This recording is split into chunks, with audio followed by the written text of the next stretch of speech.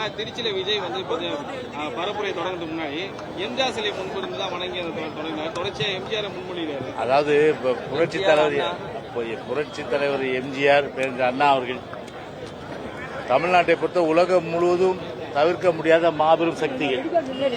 எனவே அவர் அந்த மாபெரும் தலைவருடைய படத்தை உபயோகிக்கிறார் என்று சொன்னால் அது வந்து ஒரு வரவேற்க தகுந்த விஷயம்தான்.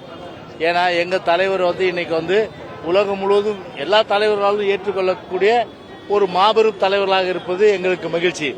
ஆனால் அதே நேரத்தில் ஓட்டுக்கள் வருமா வராதா? கண்டிப்பா வந்து அதிமுக ஓட்டு என்பது புரட்சி தலைவர் படத்தை பொறுத்தனாலே அண்ணா படத்தை பொறுத்தனாலும் அந்த ஓட்டு வந்து விஜய்க்கு போகாது.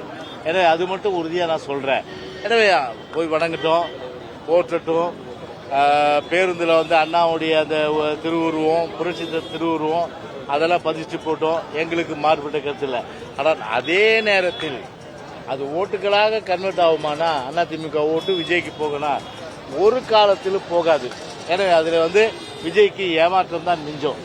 அது மட்டும் இல்ல, ஒரு சமயத்தில் அவரு அதாவது ஸ்டாலினை வந்து சொல்லும்போது நீங்க கூட கேட்டீங்க ஒரு கேள்வி. ஸ்டாலினை வந்து சொல்லும்போது முன் கூட்டத்தில் ஹலோ இது ஸ்டாலின் அங்கிள் சொல்லிட்டு அப்படின்னு சொல்லி உங்களுக்கு நான் சொல்றேன்னு சொல்லிட்டு சொன்னாரு. அதுக்கப்புறம் டெவலப்மெண்ட் போயிட்டு சார் சிஎம் ஸ்டாலின் சார் அப்படின்றாரு. எங்கிட்ட கேட்டீங்கன்னா ஒரு லீடு கொடுத்துருப்பா அவருக்கு. சிஎம் ஸ்டாலின் சார்ன்றதை விட சிஎம் சாத்தான் சார் சொல்லியிருக்கணும். அவருடைய மகன் உதயநிதி வந்து மைடியர் குட்டி சாத்தான் படம் பார்த்துருக்கீங்களா? அதை நாம வச்சு அந்த உதயநிதி ஸ்டாலில் மைடியர் குட்டி சாத்தான் அப்படின்னு சொல்லியிருக்கணும். இந்த ரெண்டை நான் கேட்டால் இப்படி சொல்லுங்கன்னு சொல்லியிருப்பேன்.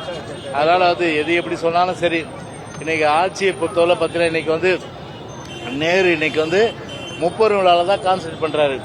கரூரில் நடக்கிற 30 விழாவில் இன்னைக்கு கரூர் நடக்கிற 30 விழாவில் கான்சன்ட்ரேட் பண்ணும்போது அக்டோபர் நவம்பர்ல வந்து பார்த்தீங்கன்னா பெருமழை இருக்குன்றான்.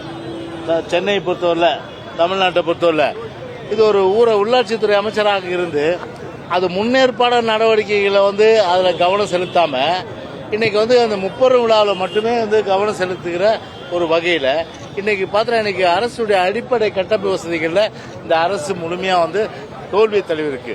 எனவே சட்ட ஒழுங்கு மோசம், அடிப்படை கட்டமைப்பு வசதிகள் மோசம், லஞ்ச லாவண்யம், இதுதான் இன்றைக்கு தமிழ்நாட்டில் இந்த ஸ்டாலினுடைய இந்த சாத்தான் ஆட்சியில நடக்கிற ஒரு விஷயம். அது